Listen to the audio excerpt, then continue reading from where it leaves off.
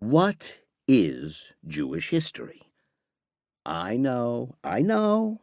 Right now you're thinking, hey, what are you asking me for? Isn't this literally your job, Invisible Book Guy?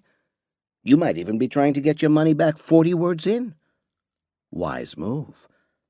But if you've stuck around, it's a tricky question. Which is fine, because questions are the lifeblood of Judaism.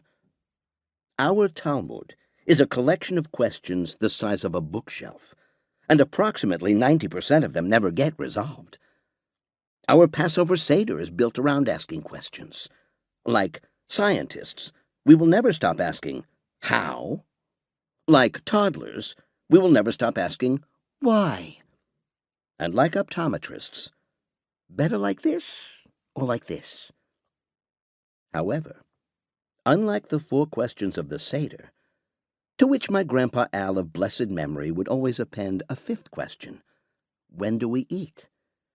The question of how to tell the story of the Jewish people defies easy answers.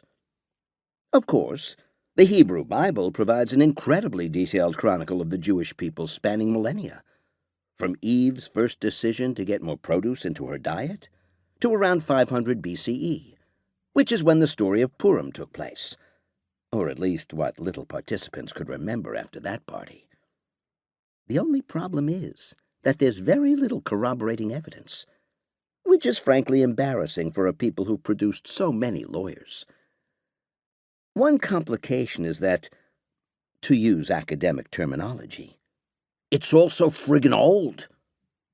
There is a smattering of archaeological clues, enough to establish that there have been Jews around the general land of Israel vicinity for thousands of years.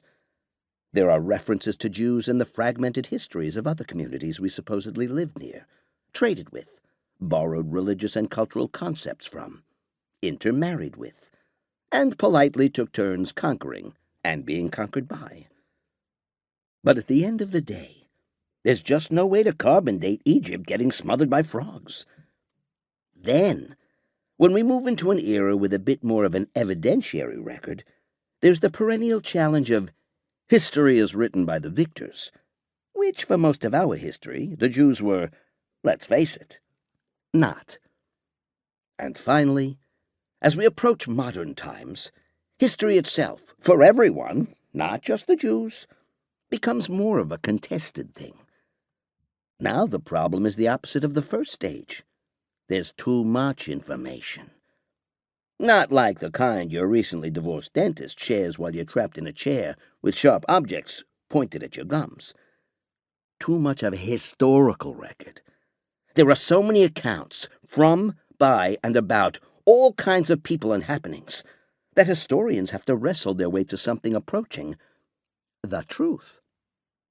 And if you've ever met a historian, most are not exactly in what you'd call fighting shape. Nevertheless, I'm going to make the effort.